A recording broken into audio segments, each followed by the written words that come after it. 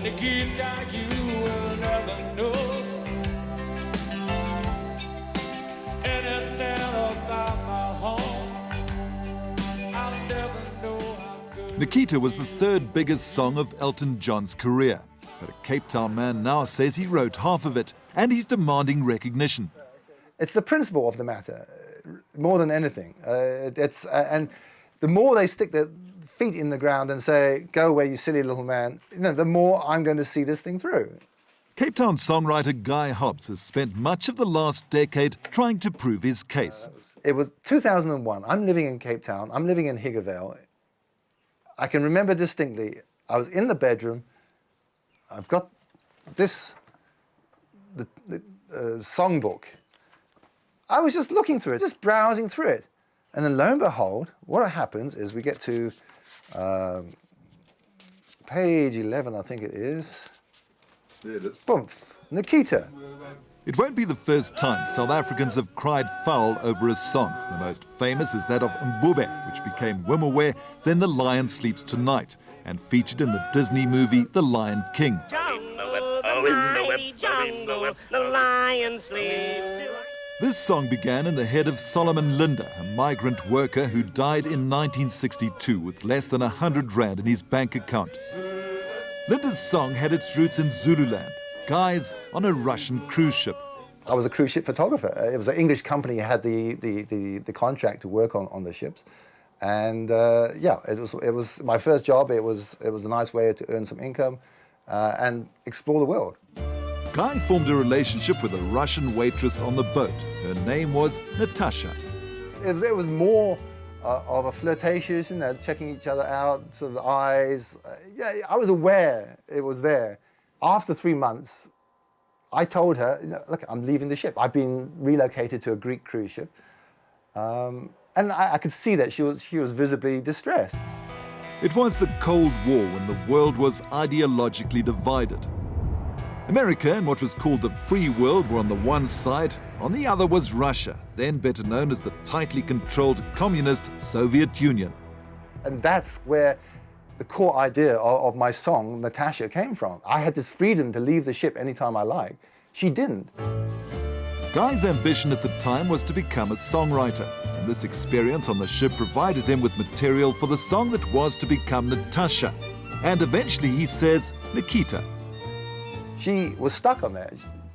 And that became the key hook to my song, Natasha, the freedom you'll never know. In my cabin, I can remember distinctly writing, scribbling in a book, putting the whole thing together.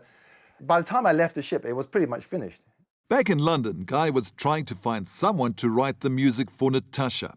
The proverbial starving artist, he found his answer in a magazine called The Songwriter. I remember distinctly thinking, this is like a last-ditch attempt. I'm going to be a photojournalist, but this little gold mine has fallen in my lap. Finally, I have addresses of publishers. I haven't had this up to now. So I sent 5 lyrics to each of the publishers. One of the publishers was Big Pig Music, which was the corporate arm of Elton John and his songwriter Bernie Taupin. But Guy heard nothing. I don't hear back from my publishers. That's it. I get all my songwriting material, I put it in my parents' loft in England. I'm off to Africa. I'm now going to be a photojournalist. I no longer have aspirations to be a songwriter. By the mid-80s, Guy's dreams of conquering the music world had vanished. He was working as a photojournalist across Africa. But one day he heard Elton John's Nikita on his car radio. It didn't strike an immediate chord. On my car radio one day, I'm listening and I hear Nikita for the first time. This is now late 1985.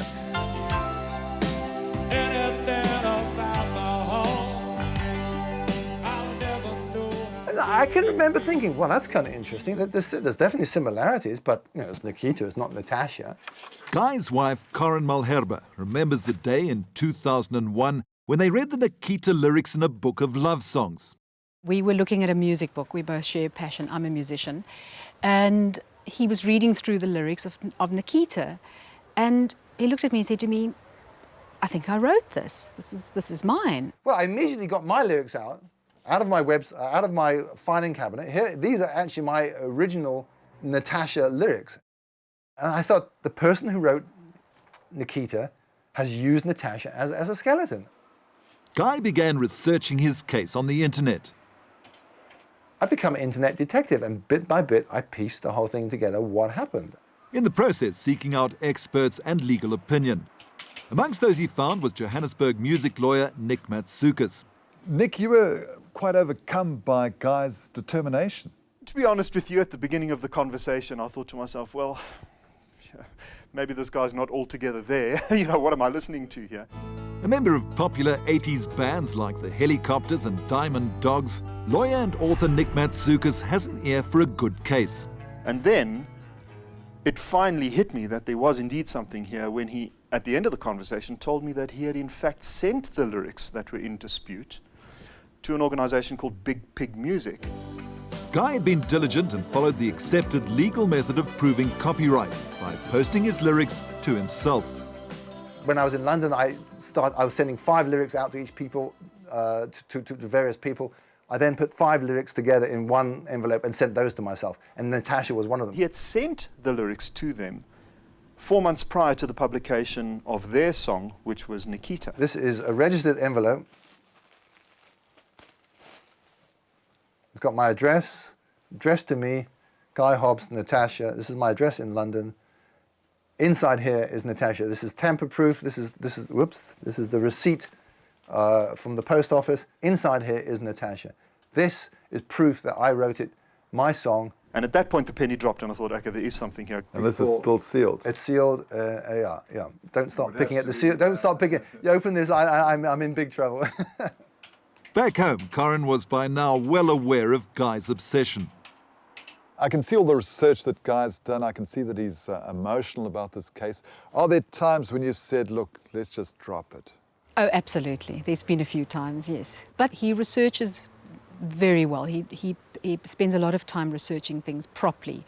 And based on that, I think he convinced me every time. He's going to take this, he's going to pursue this more. Guy had even contacted one of America's foremost musicologists, Dr. Gerald Eskelin, as a potential expert witness.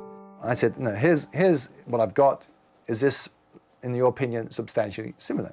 And he did a provisional report. He says, yeah, it's substantially, in my opinion, it's substantially similar, and he thinks the jury will think the same. Eskelin was involved in giving evidence in a case which resulted in the biggest payout of copyright infringement ever in American history, which was the case between the Isley brothers and Michael Bolton. After a decade of writing letters to Sir Elton and Bernie Taupin and their lawyers, Guy has now sued both men in a United States District Court. Sir Elton's publicist responded to us via email, saying Sir Elton and Bernie Taupin were disappointed and surprised to learn of the lawsuit against them. In fact, they asked why Guy had waited so long to bring the action. I only discovered it in 2001. I mean, I saw the lyrics. I took action as soon as I discovered it.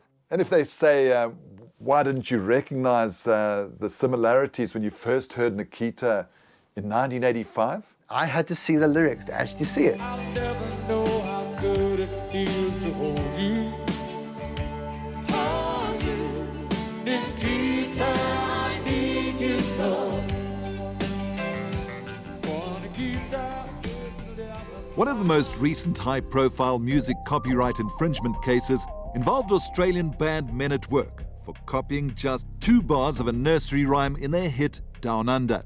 They awarded Larrikin Music 5% of the royalties by Australian law going back to 2002, which is a substantial amount of money, for the copying of 2 bars in a flute solo. On his website, Bernie Taupin rather flippantly refers to copyright infringement. It's common knowledge that songwriters are great thieves. A subject covered in Philip Norman's biography on Elton John.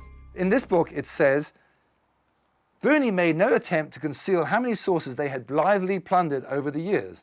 Information that Guy believes strengthens his case. Guy, the big question is, how much do you want? If I had been acknowledged as a co-writer of Nikita, it would have been split 3 ways. And I estimate that song has earned $15 million in today's terms over the years.